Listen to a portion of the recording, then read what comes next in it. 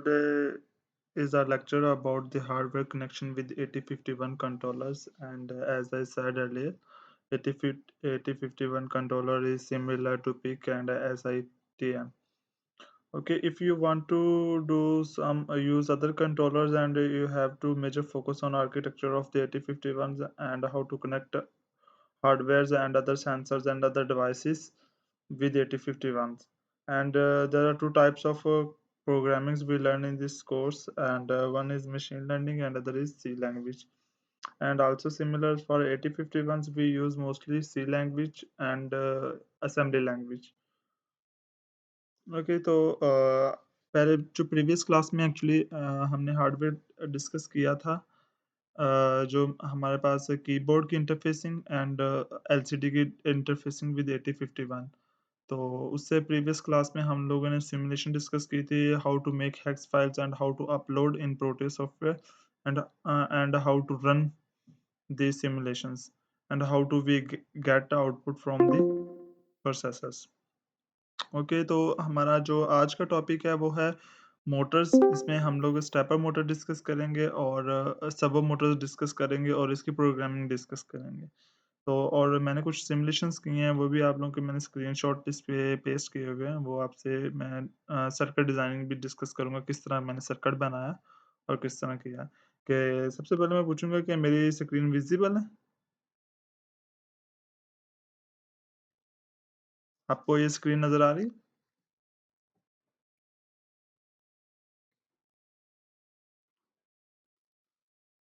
Okay, तो अगर किसी का कोई प्रीवियस क्लास से कोई क्वेश्चन है तो वो काइंडली अभी पूछ ले, तो मैं फिर लेक्चर स्टार्ट करने लगा।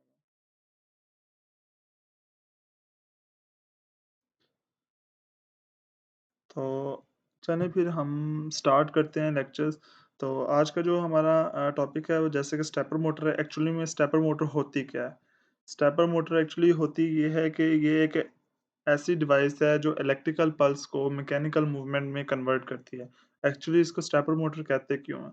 स्टेपर मोटर इस वजह से इसको कहते हैं कि इसके ये स्टेप वाइज़ चलती है। इसके आरपीएम, इसकी पल्सेस, इसके अकॉर्डिंग टू पल्सेस इसके आरपीएम इंक्रीज़ होते हैं और स्टेप बाय स्टेप चलती है।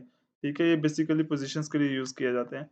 ये बेसिकली आपने अक्सर देखा होगा, आप लोगों के डिस्क के अंदर छोटी-सी मोटर लगी होगी, जो ड्राइव होते हैं, डिस्क ड्राइवर्स होते हैं। ठीक है? और उसके बाद डॉट मैट्रिक्स के प्रिंटर्स के अंदर लगी होती हैं, ठीक है? और भी काफ़ी जगह को हैंड रोबोटिक्स को आपने मूव करवाना स्टेप में, ठीक है? उसमें भी ये यूज़ होती हैं। और इसको ये बेसिकली पोज़ीशन को कंट्रोल करती हैं कि आपकी किस पोज़ीशन में आप लोगों ने मूव करवानी है अपनी चीज़। तो बेसिकली इसमें होता क्या है? इसमें बेसिकली हमारे पास स्टेटर्स होते हैं और रोटर्स होता है, ठीक है? तो जैसे जो रोटर होता है वो हमारा मूव करता है, जैसे ही वो स्टेटर के कॉन्टैक्ट में आता है तो हमारा एक मेकअप हो जाता है, उसके अकॉर्डिंगली उसकी मूवमेंट होती है, ठीक है? तो ये जो सारी थ्योरी में लिखा हुआ है, ये सारी चीज़ें मैंने एक्सप्लेन कर दी, ठीक है? अगर आप देखेंगे इसकी 4 कॉइल्स हैं, ठीक है? कॉइल 1, कॉइल 2, कॉइल 3, ठीक, कॉइल 4, ठीक है? अगर इसके साथ कॉन्टैक्ट मेक होगा कॉइल 2 की तरफ आएगी, अगर इसके साथ मेक होगा कॉइल 1 की तरफ आएगी। हमने जिस तरफ भी मूव करवाना है ना, हम उन 2 कॉन्टैक्ट से फॉर एग्ज़ाम्पल हमने एंटी क्लॉकवाइज़ मूव करवाना है, ठीक है? हम कॉइल ए और कॉइल बी के एंड दोनों एंड्स को कनेक्ट करेंगे।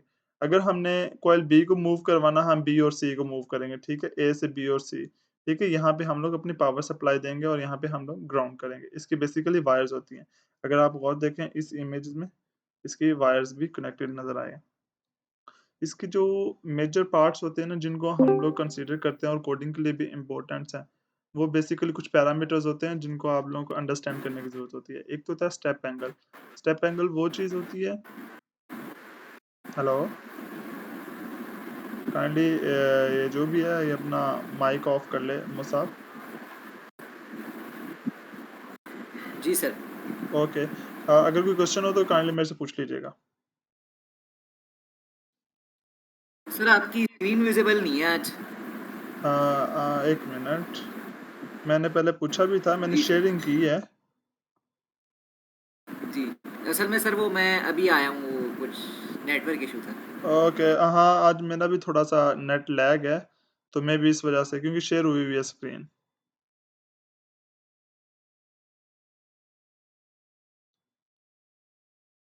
अब विज़िबल है?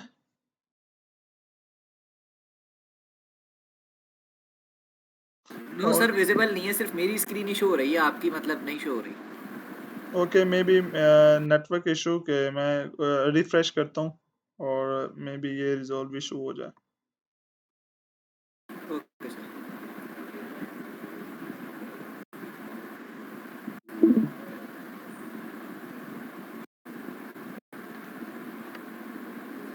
अब विज़िबल है? जी सर, अब विज़िबल है। ओके। तो हम लोग एक्चुअली में कुछ पैरामीटर्स की बात कर रहे थे कि स्टेपर मोटर के वो पैरामीटर्स कौन-कौन से होते हैं जो इम्पोर्टेंट्स हैं। तो बेसिकली ये जो मैं बात कर रहा था कि एक्चुअली में ये यूनि स्टेपर मोटर है, ठीक है? यूनिपोलर मतलब कि एक ही पोल की तरफ ये नहीं, एक ही डायरेक्शन मूव कर बाज़ होती हैं बाइपोलर ठीक है? बाइपोलर की होती हैं दोनों डायरेक्शन में क्लॉकवाइज़ और एंटी क्लॉकवाइज़ मूव होती हैं, ठीक है? उनमें वो 8 स्टेप होते हैं, इसमें 4 स्टेप हैं, उसमें 8 स्टेप होंगे। इसके 2 इधर हैं, इसके 2 जी इधर हैं सर। और उसके 2 इस एक इधर होगा और एक इधर होगा। तो वो टोटल 8 स्टेप में मूव करेगी, ठीक है? तो इसके जिस तरह 4 पॉइंट्स हैं, उसके टोटल 8 पॉइंट्स होंगे मतलब कि 8 स्टेप में वो मूव करेगी। सिमिलर ही है और फिनोमेना सिमिलर है, वर्किंग प्रिंसिपल भी सिमिलर है और जस्ट डिफरेंस ये है कि उसके नंबर ऑफ स्टेप्स इंक्रीज़ हो जाते हैं। ठीक है? तो जो हमारे पास सबसे पहले आता है step angle. Actually step angle होता क्या है? Step angle is the angle in which rotor moves with one pulse is applied ठीक है? हमारा एक्चुअली रोटर मूव करेगा और स्टेटर अपनी जगह रिप्लेस करेगा। जैसे ही रोटर मूव करेगा उसका नॉर्थ साउथ पोल आपस में कनेक्ट होगा, तो वो आपस में एक पल्स जनरेट होगी। उसके अकॉर्डिंगली वो मूव करेगा। ठीक है? तो हमारा एक पल्स मूव करेगा जो अप्लाई हमने इनपुट पे स्टेटर पे प्रोवाइड की होगी यहाँ पे, जो हमने अपनी पल्स दी होगी, वो उसको मूव करेगा। This parameter is used to determine the okay sir. Positioning of stepper motor.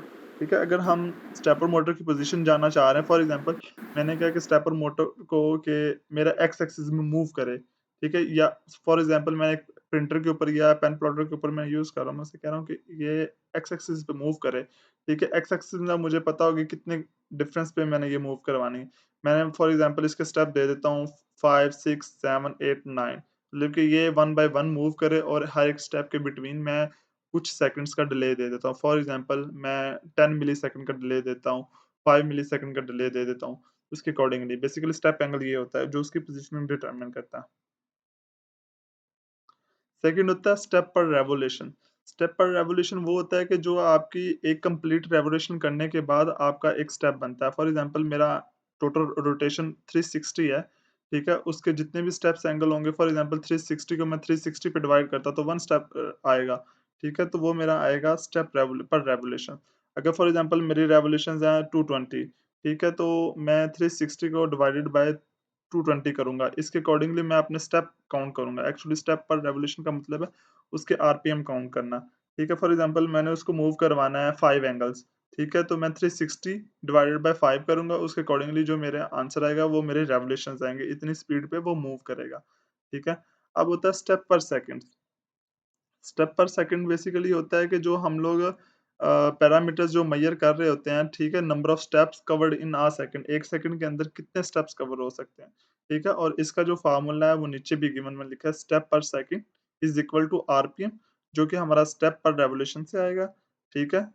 Into step RPM divided by RPM जो हमारी मोटर की स्पीड होगी सॉरी और स्टेप पर रेवोल्यूशन जो हम यहाँ से काउंट करेंगे और डिवाइडेड बाय 60, 60 हमारे हर्ट्ज़ होते हैं, ठीक है? जो हम फ्रीक्वेंसी जनरेट करवा रहे होते हैं, ठीक है? इससे हमारा स्टेप पर सेकंड आएगा। बल्कि 60 सॉरी मैं मिसअंडरस्टैंड कर गया हूँ ये कॉन्सेप्ट।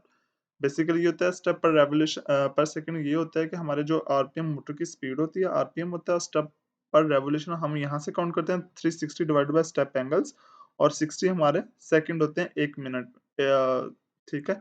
तो हमारे 60 स्टेप्स हो जाते हैं, स्टेप्स पर सेकंड हो जाता है क्योंकि हमने पर सेकंड करना तो डिवाइडेड बाय 60 करेंगे हम लोग क्योंकि आरपीएम होता है रेवोल्यूशन पर मिनट, तो हम पर मिनट को सेकंड में कन्वर्ट कर रहे हैं। ओके हो गया? तो थर्ड है आरपीएम, आरपीएम बेसिकली ये होती है कि रेवोल्यूशन पर मिनट 1 मिनट के अंदर कितने ये सर्किट मतलब कि अपने ये एक राउंड ट्रिप लगा रहा है, ठीक है? It measures the frequency of rotation ये रोटेशन की फ्रीक्वेंसी करता है और इस पैरामीटर से हमें क्या इफ़ेक्ट पड़ता है? हम ये पैरामीटर क्यों मूव करते हैं? एक्चुअली जो हम लोग अपनी बता रहे होते हैं अपने कितने सेकंड का डिले देना होता है अपने आरपीएम को अकॉर्डिंगली रख के हम लोग अपना डिले डिसाइड करते होते हैं। हम वैसे तो रैंडमली हम लोग दे देते होते हैं कि हमारे पास फॉर एग्ज़ाम्पल 10 मिली का दे देते हैं, 100 मिलीसेकंड का दे देते हैं, लेकिन नहीं, सबसे बेस्ट प्रैक्टिस होती है आप अपनी मोटर के आरपीएम के अकॉर्डिंगली इसे डिज़ाइन करें। बाज़ का तो होता है कि कुछ प्रोसेस आप मैकेनिकली चीज़ें ज़्यादा हैवी उसके साथ कनेक्ट कर देते हैं, तो उसकी स्पीड स्लो हो जाती है। तो उसको हम लोग डिले थोड़ा दिया होता है, तो वो एक कमांड गुज़र जाती है, फिर दूसरी कमांड पे आ जाता है। तो वो हमारा जो है ना, हम कहते हैं, जिसे कहते हैं मिसअलाइनमेंट हो गई है। ठीक है? फॉर एग्ज़ाम्पल मैं एक प्रिंटर है, प्रिंटर के साथ मैंने एक स्टेपर मोटर है, उसकी आरपीएम उसकी कैपेसिटी थोड़ी थी। तो मैंने उसकी कैपेसिटी थोड़ी थी, मैंने उसके साथ हेवी लोड कनेक्ट कर दिया। फॉर एग्ज़ाम्पल मैंने उसका जो मटेरियल यूज़ किया, वो मैंने वुड यूज़ किया, ना कि मैंने पीवीसी यूज़ किया, ठीक है? उससे फ्रेम के लिए, उससे ये इफ़ेक्ट पड़ेगा, उसके ऊपर हेवी लोड हो जाएगा, वो बहुत स्लोली मूव करेगा, ठीक है? तो जैसे उसके ऊपर हमने 10 मिलीसेकंड का डिले दिया होगा, तो उसकी स्पीड के अकॉर्डिंगली नहीं होगा, तो वो एक कमांड जब देगा, तो वो मूव करेगी, लेकिन बहुत स्लो करेगी, तब तक दूसरी कमांड आ जाएगी। तो वो जो मूव अभी पहली कमांड प्रोसेस नहीं होगी, दूसरी कमांड तब तक उस स्टेप पे अगर दूसरी कमांड हुई ऑन स्पॉट उसी स्टेप पे, तो हमारी पहली वाली स्टेप स्किप हो जाएगी। तो इसी वजह से बेस्ट प्रैक्टिस ये होती है कि आप आरपीएम के अकॉर्डिंगली इसको डिले दें। और सेकंड हमारे पास ये है कि हम लोग इंटरफ़ेस किस तरह करते हैं स्टेपर्स की 8051 कंट्रोलर्स के साथ। तो सबसे पहले इसमें बेसिकली एक मैंने यूज़ किया हुआ है यूएलएन 2003। बेसिकली ये एक आपके पास बीजेटीज़ है, ये इसकी पेयरिंग है, डार्लिंगटन पेयरिंग। ये बेसिकली इलेक्ट्रॉनिक्स वाले स्टडी करते हैं। डार्लिंगटन पेयरिंग ये होती है कि एक बीजेटी दूसरे बीजेटी के साथ कनेक्ट हुआ हो, ठीक है? मोर देन 2 बीजेस कंसेक्टिव कनेक्ट हुए हैं। इसमें ये बेसिकली ये है, ये बेसिकली हाई वोल्टेज की प्रोटेक्शन के लिए हम लोग यूज़ करते हैं। स्विचिंग मोड के लिए यूज़ करते हैं, ताकि एक स्टेप से दूसरे स्टेप में मूव करने के लिए। इसका एडवांटेज ये होता है कि अगर फॉर एग्ज़ाम्पल कंट्रोलर से कोई इंस्ट्रक्शन मिस हो जाती है, तो उसका बैक फ्लो आ जाता है करंट का, ठीक है? जैसे ही बैक फ्लो आता है, तो वो आपके मोटर भी डैमेज कर सकता है, ठीक है? या ये होता है कि आपकी मोटर्स के अंदर बैक फ्लो आ जाता है, बैक ईएमएफ इंड्यूस हो सकती है, तो उसकी वजह से आपका कंट्रोलर डैमेज हो सकता है। उसकी प्रोटेक्शन के लिए हमने ये यूएलएन 2003 यूज़ किया हुआ है, ठीक है? ये एनपीएन डार्लिंगटन पेयर्स होते हैं, और इसके डिफरेंट मोड्स हैं, ठीक है? वो भी हम डिस्कस करते हैं कि जो हम कनेक्ट करते हैं, ठीक है? तो सबसे पहले हमारे पास मोड है वेव ड्राइव मोड, ठीक है? इस मोड में क्या होता है, in this mode one coil is energized at a time, sorry, इस कॉइल में हमारे पास एक ही coil at a time energise होगी, जब तक वो एनर्जाइज़ होने के बाद डी एनर्जाइज़ नहीं होगी, तो अगली कॉइल पे ये मूव नहीं करेगा। So all 4 coils are energised one after another. एक एनर्जाइज़ होने के बाद वो डी एनर्जाइज़ होगी, सेकंड एनर्जाइज़ होगी, थर्ड एनर्जाइज़ होगी, इस तरह स्टेप बाय स्टेप होगी। इसे हम कहते हैं वेव ड्राइव मोड, ठीक है? फॉर एग्ज़ाम्पल इसकी वाइंडिंग का मैंने नाम दे दिया है कॉइल्स की, वाइंडिंग ए, वाइंडिंग बी, वाइंडिंग सी, वाइंडिंग डी, ठीक है? तो मैंने पहले कॉइल 1 को एनर्जाइज़ किया, तो इसका मतलब है मैंने यहाँ पे 1 रखा, बाकी सारे 0 कर दिए, ठीक है? फिर मैं कॉइल 2 पे आ गया, कॉइल बी पे, तो इसको मैंने 1 किया, बाकी सारे 0, फिर सी पे, फिर डी पे। इसी तरह मैंने ये सीक्वेंस अपना बना लिया। मैंने कहा कि कौन से मोड के लिए मैंने किस-किस को एनर्जाइज़ करना है, ठीक है? ये आपको कोड के अंदर बताना होगा, ये टेबल आपको एक तरह का याद रखना होगा। सेकंड मोड है आपके पास फुल ड्राइव मोड। इस ड्राइव मोड में बेसिकली होता है क्या, in this mode 2 coils are energised at a same time. For example इसमें 2 coils at a time energise होती हैं। तो ये बेसिकली हमने अगर क्लॉकवाइज़ या एंटी क्लॉकवाइज़ करवाना हो, तो हम 2 coil at a time energise करते हैं, ताकि हमें पता चले कि हमने कौन-सी इंस्ट्रक्शंस किस कॉइल को देनी है। ठीक है? तो अगर आप देखें तो ए और B at a time energise हैं, ठीक है? बी और सी एनर्जाइज़ हैं, ठीक है? सी और डी एनर्जाइज़ हैं, ए और डी एनर्जाइज़ हैं, ठीक है? तो इस तरह इसकी और भी पोज़ीशंस बन सकती हैं। आपकी बी और सी जिस तरह ये बनी हुई हैं, ठीक है? ये बाकी पोज़ीशंस भी आपकी बन सकती हैं। और थर्ड थर्ड जो थे टोटल 3 हैं, एक वेव ड्राइव, एक फुल ड्राइव, एक हाफ ड्राइव, ठीक है?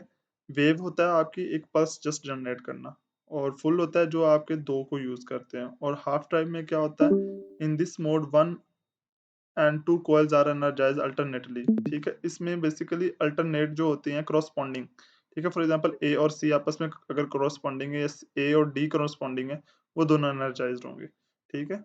तो इसमें अगर हम देखेंगे, ए एनर्जाइज्ड है बी, सी और डी। ए और इसके साथ हमने किसी को एनर्जाइज़ नहीं किया। हम एक या एक से ज़्यादा भी एनर्जाइज़ कर सकते हैं, लेकिन कॉरेस्पॉन्डिंगली करेंगे, ठीक है? ए और बी, ठीक है? अगर इस कॉरेस्पॉन्डिंग में आ गए ठीक है? बी के साथ नहीं होगा, इसका मतलब है एट अ टाइम पहले 1 होगा, फिर 2 होंगे, फिर 1 होगा, फिर 2 होंगे, फिर 1 होगा, फिर 2 होंगे, ठीक है? ये इस तरह इसकी कॉम्बिनेशंस बनी हुई हैं। तो ये बेसिकली हमारा सर्किट है। तो ये मैं सर्किट आपको समझाता हूँ। बेसिकली ये जो आपको प्रोब्स नज़र आ रही हैं, ये हमारे पास वोल्टेज सोर्सेज़ हैं, ठीक है? ये भी वोल्टेज सोर्सेज़ है, ये भी वोल्टेज सोर्सेज़ है। इस आईसी को एनर्जाइज़ करने के लिए हमें वोल्टेज सोर्स देना होगा +5, इस मोटर को एनर्जाइज़ करने के लिए हमें +5 वोल्टेज देना होगा, ठीक है? तो और इस आईसी को भी जनरेट करने के लिए हमें देना होगा। ठीक है? और ये बेसिकली आप सब इससे एक्सप्लेन होगे कन्फ्यूज़ ये एक्चुअली में है क्या? बेसिकली ये क्रिस्टल है X1। क्रिस्टल ये होता है बेसिकली जो हमारा 8051 है वो वर्क करता है क्वार्ट्ज पे। क्वार्ट्ज होते हैं आपके एक पल्स जनरेट होती है, ठीक है? जिसके अकॉर्डिंगली आपको इंस्ट्रक्शंस देता है कि अब कौन-सी इंस्ट्रक्शन आनी है, उसके बाद कौन-सी इंस्ट्रक्शंस आनी है। अगर आप देखेंगे इसके पैरेलल में मैंने 2-3 कैपेसिटर लगाए हुए हैं, ठीक है? इसकी अगर हम फ्रीक्वेंसी देखेंगे तो इसका टोटल डिले 110 मिलीसेकंड है क्योंकि 1 के मैंने रजिस्टर लगाया हुआ है। ये मैंने कैलकुलेट करके भी बताया था कि एक लेक्चर्स में किस तरह ये कैलकुलेट होता है, ठीक है? ये मैंने हमेशा बताया था कि ये आपका इनेबल पिन्स के ऊपर कनेक्ट होगा, ठीक है? और इसको ग्राउंड करना भी लाज़मी है, ठीक है? ये हमेशा याद रखना है जो हमारे पास क्रिस्टल होगा उसके पैरेलल में कैपेसिटर लगेंगे, ठीक है? तो ये जो ये इतना सा सर्किट है ना, ये मैंने पहले भी बताया था कि आपको याद करना होगा, ठीक है? ये जब भी आपने कोई कंट्रोलर के साथ सेंसर या कोई मोटर या कोई और हार्डवेयर इंटरफ़ेस करना होगा, तो आपको ये क्रिस्टल का, ये फ्रीक्वेंसी का सर्किट बनाना ही होगा। ये इतना तो तकरीबन सेम रहेगा आपके पास और बाकी ये अब चेंज होगा, जो भी चेंज होगा, यहाँ पे चेंजिंग होगी, ठीक है? इसमें क्या होगा और इसकी जो पिन्स हैं, ये भी हम यूज़ कर सकते हैं। तो ये भी यूज़ कर सकते हैं हम लोग। काइंडली मुझे 1 सेकंड दीजिएगा मुझे ओके मैं ये डिस्कस कर रहा था कि इसमें हम लोग बेसिकली हमारा सर्किट ये है और जो मैंने ये रजिस्टर लगाए हुए हैं कि मैंने पहले भी बताया था रजिस्टर हम लोग हमेशा लगाते हैं प्रोटेक्शन के लिए। जैसे कि मैंने बताया कि ये हम लोग डार्लिंगटन पेयरिंग हमने यूज़ किया हुआ है, बीजेटीज़ की एनपीएन पेयरिंग है। तो ये बेसिकली बैक फ्लो से मोटर के बचाता है। अगर होंगे तो ये हमारे रजिस्टर फ्री होंगे, ठीक है? अगर ये खराब हुए रजिस्टर खराब होंगे तो हमारा कंट्रोलर बच जाएगा। कंट्रोलर खराब हो गया, हमें दोबारा से तकरीबन पूरी आईसी रिप्लेस पूरा मतलब सर्किट रिप्लेस करना होगा। तो इस वजह से हमने इसकी प्रोटेक्शन के लिए ये रजिस्टर लगाए हुए हैं। ओके हो गया, जब भी हमने वोल्टेज देनी है या ग्राउंड करनी है तो हम किसी रजिस्टर के थ्रू करते हैं। इसकी हम लोग कितनी पिन्स 4 पिन यूज़ कर रहे हैं क्योंकि मेरे 4 चैनल्स है, ठीक है, मोटर के। तो मैंने 4 पिन्स यूज़ किए और 4 पिन्स के लिए मैंने 4 रजिस्टर यूज़ किए, हर पिन के लिए, हर किसी भी पिन से बैक ईएमएफ आ सकती है हमें।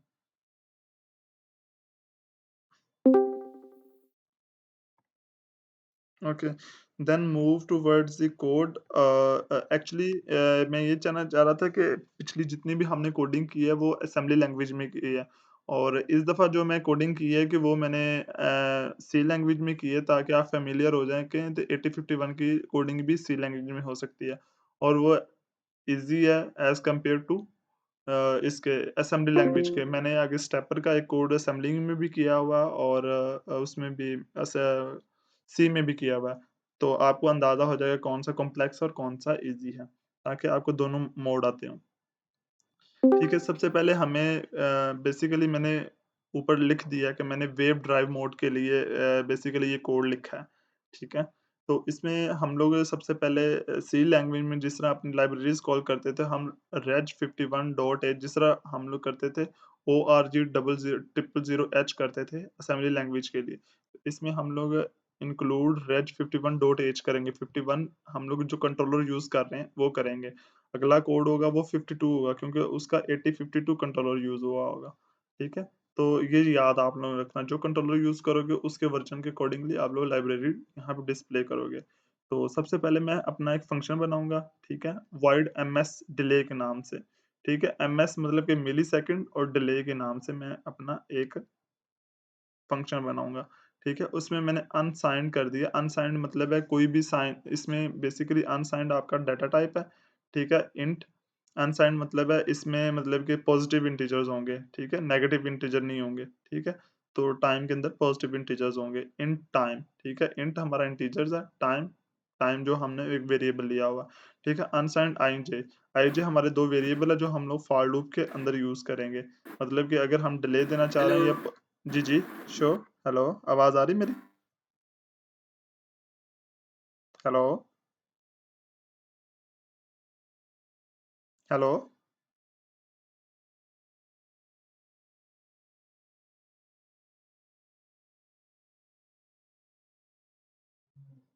हुँ, हेलो, मुसा मेरी आवाज़ आ रही? Maybe I have network issue, that's why, if you have any problem in listening the lectures, then, you can watch the recording lecture on YouTube. Because today I have network issue, as I tell prayer before the lecture start.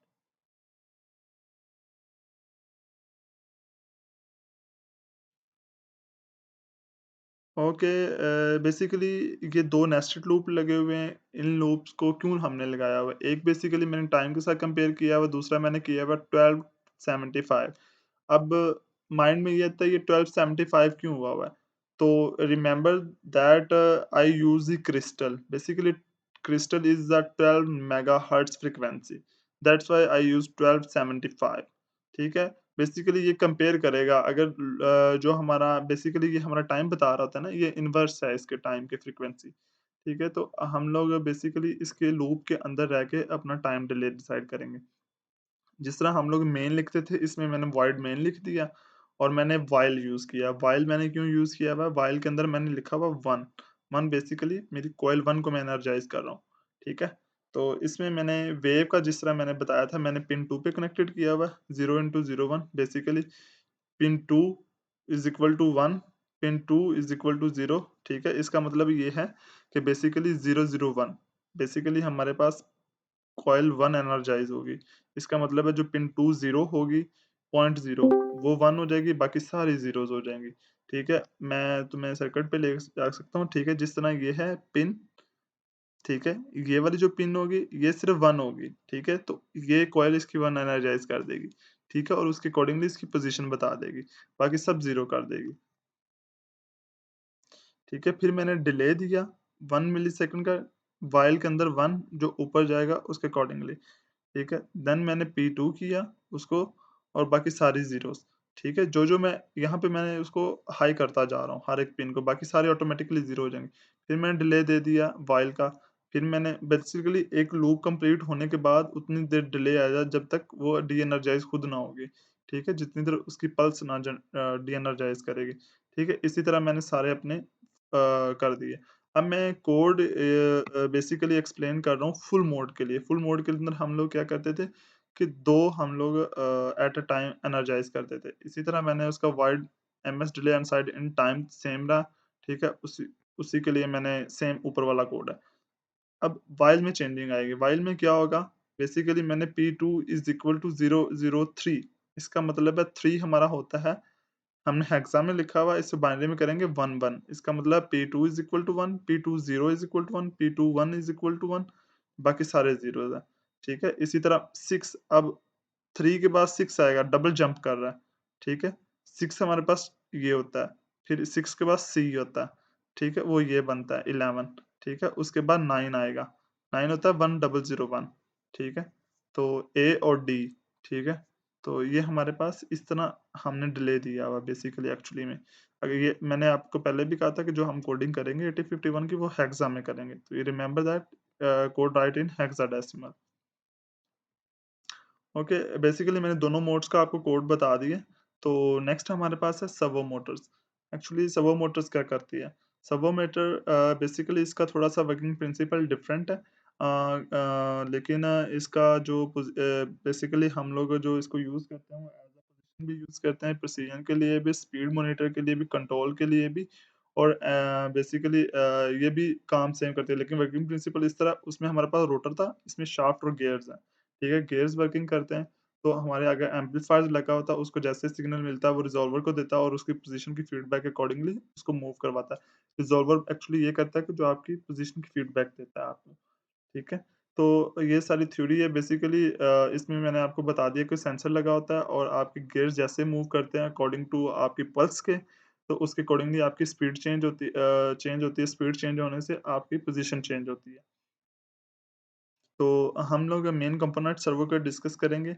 तो ये gear box है आपका। इसमें basically multiple gears लगे होते हैं, ठीक है? इसे हम 60 RPM high torque gear box कहते हैं, ठीक है? ये हमारे पास पोटेंशियोमीटर लगा हुआ है जो हमें वेरिएबल वोल्टेज प्रोवाइड कर रहा था, जिससे हमारा एंगल चेंज हो रहा था, ठीक है? जितनी ये गियर मूव करेंगे उतना ही ये इसकी पोज़ीशन मूव करेगी पोटेंशियोमीटर की, उतनी ही पल्स जनरेट होगी, उतनी पल्स के अकॉर्डिंगली हमारे पास पोज़ीशन चेंज होगी। ये हमारे पास डीसी मोटर लगी हुई है, हाई स्पीड और लो टॉर्क है। ठीक है? ये याद रखिएगा। ये कंट्रोल सर्किट है जो इसके अंदर ये पूरी सर्वर के अंदर है और ये आपकी पोज़ीशन बताती है कि किस डायरेक्शन में ये मूव कर रहा होता है। इसको हम लोग यहाँ पे कनेक्टेड करते होते हैं।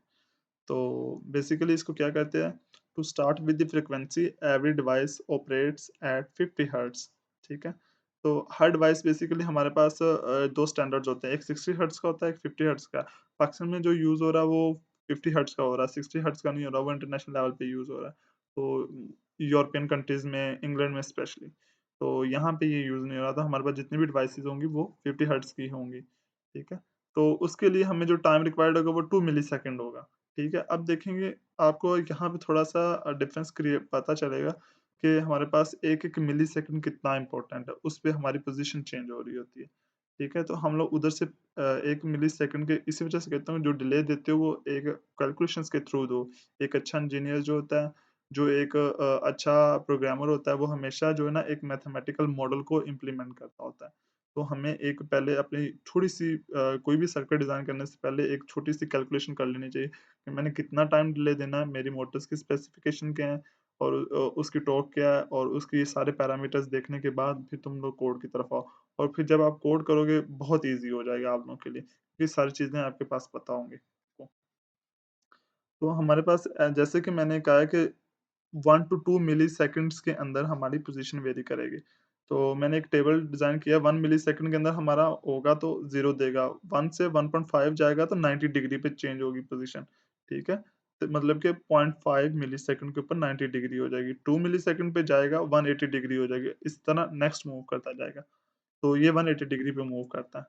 ठीक है? तो जिस तरह ये पल्स जाती है 1 मिलीसेकंड की, तो 0 डिग्री ठीक है, 1.5 की अगर इसकी पल्स विड्थ होगी है तो 90 की, 2 की होगी है 180 की, ठीक है? तो ये बेसिकली आपका कंट्रोलर फीडबैक है। बेसिकली मैंने ये बनाया हुआ कि आपकी मोटर किस तरह काम करती है।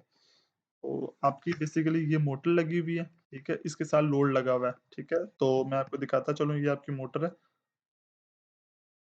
ये आपकी मोटर है और ये आपका लोड है, यहाँ पे आपका लोड लगा होगा इस बार के ऊपर, ठीक है? तो जो होगा तो वो ये डिफाइन करेगा। ये जितनी मतलब कि इसके ऊपर हैवी लोड लगा होगा तो ये गियर स्लोली मूव करेंगे, स्लोली पोज़ीशन चेंज होगी, कम होगी, उसके अकॉर्डिंगली फीड हमारी जनरेट होगी। तो बेसिकली ये क्या करता है, ये हमारे पास मोटर जो होती है वो गियर बॉक्स मूव करवाती है, गियर बॉक्स पोजीशनर रिज़ॉल्वर को बताता है, वो कंपनसेटर में जाता है, वो एरर को देता है, एरर दोबारा मोटर्स को देता है कि आपकी पोजीशन कितनी मूव होगी, ठीक है? बेसिकली होता क्या है कि हमारे पास पल्स जनरेट होती है, पल्स हमारे कंपैरेटर को देता है कि पल्स में बेसिकली कुछ एरर हो सकते हैं, उस एरर को मूव करने के बाद वो एम्पलीफायर में जाता है, ठीक है? तो एम्पलीफायर जो होता है वो उस स्केलिंग करता है एक्चुअली, स्केलिंग करने के बाद हमारे मोटर्स को जाता है, हमारी मोटर उसके अकॉर्डिंगली मूव करती है, ठीक है? जितनी मोटर मूव करी होगी वो गियर बॉक्स को जाएगी और गियर बॉक्स पोज़ीशन को फीडबैक देगा कि मैं इतना मूव हो चुका हूँ, उसके अकॉर्डिंगली दोबारा पल्स जनरेट होगी, सेकंड पल्स। तो हमारे पास कुछ लॉजिक जनरेट हमने पल्सेस किस तरह करते हैं कि मैंने एक टेबल चार्ट बनाया है, तो इसको तकरीबन अ, याद तो नहीं, खैर आपको रिमाइंडर एक लॉजिक बनाने के लिए आपको ज़रूरी है, ठीक है? तो बेसिकली 1 मिलीसेकंड होता है 100 सेकंड के corresponding to 1000 माइक्रोसेकंड के सॉरी 1000 सेकंड के corresponding to 0 डिग्री, ठीक है? अगर हम अपना टाइमर मोड 1 यूज़ करें, 0 करें, तो 16 बिट का होता है TH0 TL1, ठीक है? तो नेक्स्ट जो हमारा लेक्चर होगा वो इंशाल्लाह टाइमर्स पे होगा, उसके मोड्स होंगे, किस तरह हम लोग यूज़ करते हैं, ठीक है? और हम लोग कितना डिले दे रहे थे 1000 माइक्रोसेकंड का। Timer counts up from the whatever value we give. If the initial value is 00 then timer moves from 00 to FF. अगर वैल्यूज हमारे 00 है तो हमारा मैक्सिमम वैल्यू तक टाइमर मूव करेगा, ठीक है? सिमिलरली, ठीक है? फिर from FF tetra FF to tetra 0 before the flag TF is set. जब तक हमारा जो फ्लैग TF 0 सेट नहीं ना होगा, हाई नहीं होगा, तब तक ये चलता ही रहेगा, ठीक है? और इसके अंदर ऐड करेंगे जो कि हमारा ये है, इतने माइक्रोसेकंड जो है ना हमारा डाटा बनेगा। ठीक है? तो इसी तरह जो डिफरेंट जो टाइमर्स के इनिशियलाइज़ है बेसिकली मैंने ये बनाया था कि आपको थोड़ा-सा टाइमर्स का भी आइडिया हो जाए, किस तरह टाइमर हमारा पल्स जनरेट करता है, उसके अकॉर्डिंगली हमारा किस तरह पोज़ीशन्स चेंज होती हैं। ठीक है? अगर बैकएंड पे ये बेसिकली हो रहा होता है, तो अगर हम देखेंगे तो इसको मैं करूँ देयरफॉर टू गेट 1000 ठीक है, D microsecond to have select the initial level. सबसे पहले हमें इनिशियल लेवल सेलेक्ट करना होगा। मैक्सिमम माइनस मिनिमम प्लस 1 किया हुआ क्योंकि 0 से स्टार्ट हो रहा है, डी ठीक है, ये इतना बना, ठीक है? इसको हम लोग हेक्सा में करेंगे तो ये इक्विवेलेंट होगा FC19H ठीक है? तो हम लोग क्या करेंगे तो मैंने जैसे पहले भी बताया था कि आप लोगों का जो होता है 4-4 बिट्स में आप लोग डिवाइड करते हो, ठीक है? TH0 8 बिट का था, FC आ गया, H जो हेक्साडेसिमल रिप्लेस कर रहा है, जो 19 बना था वो T लोड में कर दिया मैंने, ठीक है? मतलब कि एक में न्यूमेरिक्स आ गए और एक में आपके अल्फाबेट्स आ गए, ठीक है? सिमिलरली अगर हमने 1.5 को करना है तो 1500 माइक्रोसेकंड है, कॉरेस्पॉन्डिंग टू 90 डिग्री के, ठीक है? इसको क्या करेंगे हम लोग, ठीक है? ये बेसिकली 0 का था, ठीक है? 15 प्लस 1 ठीक है? ये बनेगा, इसको बाइनरी में कन्वर्ट करेंगे और इसमें आप लोगों ने फेच कर देना है। इसी तरह आप लोग 2 मिलीसेकंड के लिए करना है, ठीक है? ये आपके हेक्साडेसिमल में और we use DJNZ command with nested loop creating a delay of 100 microsecond into 100 microsecond into 100 microsecond is equal to 1 second, ठीक है? तो बेसिकली ये बेसिकली मैंने पहले हेडिंग भी ऊपर दी हुई है, मैंने असेंबली लैंग्वेज में मैंने यूज़ किया हुआ है, ठीक है? org001 स्टार्ट द प्रोग्राम ठीक है? मेन मेन में हो रहा है, बेसिकली मेन लिखने की ज़रूरत नहीं होती है, मैंने अपनी अंडरस्टैंडिंग के लिए मेन यहाँ पे लिखा हुआ है, ठीक है? मूव टी मोड बेसिकली आपको टाइमर का मोड स्पेसिफिक कर रहा है, 0 और 1 टाइमर 0 और मोड 1 है, ठीक है? इसके में हम लोग इंशाल्लाह नेक्स्ट लेक्चर में टाइमर डिस्कस करेंगे। तो टाइमर 0 मोड 1 हमने यूज़ किया है lcall 0 डिग्री ठीक है? हमने lcall को किया मतलब कि हमने एक फंक्शन कॉल किया जो मैंने एक फंक्शन का नाम दे दिया जिसे हम व्हाइल लूप के नाम से देते थे। तो मैंने वो फंक्शन कॉल किया 0 डिग्री के नाम से, ठीक है? जो आपको बताएगा 0 फिर मैंने lcall डिले दे दिया, मैंने डिले का फंक्शन कॉल कर दिया। फिर lcall 90 डिग्री ठीक है? हर एक फंक्शन का मैंने नाम क्रिएट किया सबसे पहले, उसके बाद मैंने डिले देता गया हूँ, ठीक है? 180 डिग्री मैंने 3 किए हैं। फिर मैंने किया एसएनजे पे मैन, ठीक है? अब ये करेगा कि ये मेन जो फंक्शन होगा उसको रिपीट करेगा, उस पे जंप करेगा। एसजेएमपी का मतलब है jump, repeat the loop until manually stopped जब तक हम लोग स्टॉप नहीं करेंगे। आरईटी मतलब रिटर्न होता है, ये बेसिकली मेन होता है। अब 0 डिग्री के अंदर क्या होगा, हमने अब 0 डिग्री के अंदर फंक्शन के अंदर ये आपको आइडिया भी होगा होगा किस तरह हम लोग फंक्शन क्रिएट कर रहे हैं, ठीक है? तो बेसिकली जो 0 डिग्री है वो किस तरह हम लोग कर रहे होते हैं। मूव TH0 ठीक है? TH0 के अंदर हमने क्या मूव करवाना था, जो ऊपर मैंने कैलकुलेशंस करवाई थी FC ठीक है? FC जो टाइमर 1 में आ जाएगा मोड 1 टाइमर 0 में आ जाएगा, ठीक है? इसका मतलब क्या होता है? और TL0 लोड में 19 मैंने लोड करवा दिया था, ठीक है? Set bit P2.0 make high कर दिया, फिर सेट बिट TR0 ठीक है? स्टार्ट द टाइमर 0 हमने सेट बिट टाइमर 0 भी कर दिया, वेट तब वेट करेगा, अब वेट का मैंने एक फंक्शन बनाया है, JN पे जंप करेगा TF0 wait 1 until wait till the TF0 flag is set जब मैंने कहा जब तक सेट नहीं होगा तब तक ये वेट करेगा, फिर क्लियर P20 करेगा, उसको ऑफ करवाएगा, फिर क्लियर करेगा फ्लैग को। देन सारी चीज़ें क्लियर करने के बाद रिटर्न कर देगा। फिर अगला अगले का फंक्शन शुरू हो जाएगा, ठीक है? अगले का जो एड्रेस होगा वो इसी तरह करेंगे। हाँ, इसका ये होता है कि एक करने के बाद ना आप कॉपी पेस्ट करते जाते हो, जस्ट थोड़ी-सी चीज़ें चेंज करनी होती हैं। तो ये होता है। लेकिन ये थोड़ा-सा कॉम्प्लेक्स है, आप खुद ही देखो कितना लंबा कोड हमें लिखना है, हर एक चीज़ बार-बार हमें डिक्लेयर करनी पड़ती है। ठीक है? तो अब मैंने क्या किया इसमें बेसिकली मैंने मूव करवा रहा हूँ मूव R4 64 ठीक है? 64 का मतलब होता है मैं मूव के R4 के अंदर करवा रहा हूँ डिले देने के लिए 1 सेकंड के इक्वल के लिए, ठीक है? हेक्साडेसिमल में, ठीक है? 64 R3 में मैंने मूव करवाया लूप 1 64 मैंने हर एक लूप के अंदर जितना भी है ना, ठीक है? वो मैंने मूव करवाने के बाद क्योंकि मेरे 3 लूप थे, ठीक है? एक 0 के लिए, एक 90 के लिए, एक 180 के लिए, तो मैंने 3 लूप्स के लिए 3 बार 64 करवाया, हर एक के लिए डिले दिया मैंने, ठीक है? अब सिमिलर कोड है, ये मैंने सी में किया, अब ये देखें किस तरह हुआ। बेसिकली REG एच बेसिकली मैंने 8052 यूज़ किया हुआ है यहाँ पे, ठीक है? इस वजह मैंने 52 पॉइंट एच यूज़ किया हुआ है। इंक्लूड स्टूडियो डॉट एच, ठीक है? Include interns dot H, basically ये डिफरेंट लाइब्रेरीज़ हैं, इसके एक्सटेंशन में ये वाली चीज़ आ जाती है एक्स्पोनेंट में, ठीक है? तो आपको कोड करने का ये भी आइडिया हो जाएगी। बाज़ मैं क्विज़ लूँ और आप लोगों को ये पता ना हो कि P20 का क्या मतलब है। इसका यही मतलब है कि पिन 2.0, ठीक है? और एस बिट मैंने सबसे पहले सर्वर की पिन हाई की, ठीक है? 2.0, फिर वर्ड डिले का मैंने फंक्शन किया और फिर मैंने सर्वो डिले अनसाइन किया, ठीक है? उसके बाद मेन वर्ड में आ गए, ठीक है? सर्वो पिन 0, ठीक है? डू, अब मैंने डू व्हाइल का यूज़ किया हुआ, रोटेट टू 0, ठीक है? पहले 0 डिग्री पे करना है हमने, servo pin is equal to 1, servo delay 50 millisecond का, servo pin is equal to 0, ठीक है? Delay 100, rotate to 90 degree, basically एक एक पिन थी ना, 1 मिलीसेकंड का डिले दिया है, ठीक है? अब सर्वो पिन 1 डिले मैंने 82 का दिया है, पहले 50 का था, अब 82 का है, ठीक है? डिले इंक्रीज़ हो गया, इसका मतलब तो उसकी पल्स 0.5 इंक्रीज़ हो गई है, ठीक है? सिमिलरली यहाँ पे क्या हो जाएगा, 110 का हो जाएगा। तो इसी तरह मैंने डिले फिर व्हाइल के अंदर 1 कर दिया, व्हाइल डिले अनसाइंड, अनसाइंड में क्या होगा, एमएस इंटू 100, बेसिकली वो बता रहा है हमारे पास कि हम लोग मिलीसेकंड में काम कर रहे होते हैं। अनसाइंड मतलब पॉजिटिव सारे इंटीजर्स, ठीक है? व्हाइल सर्वर डिले भी सेम हो जाएगा।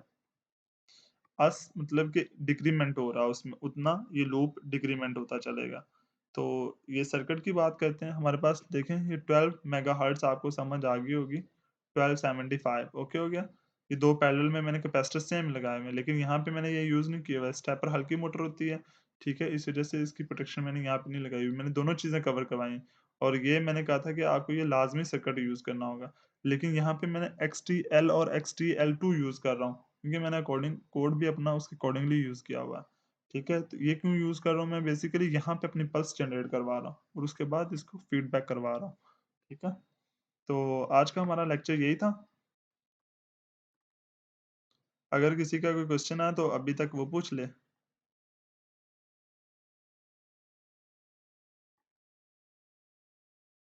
आई think due to network issue someone leave.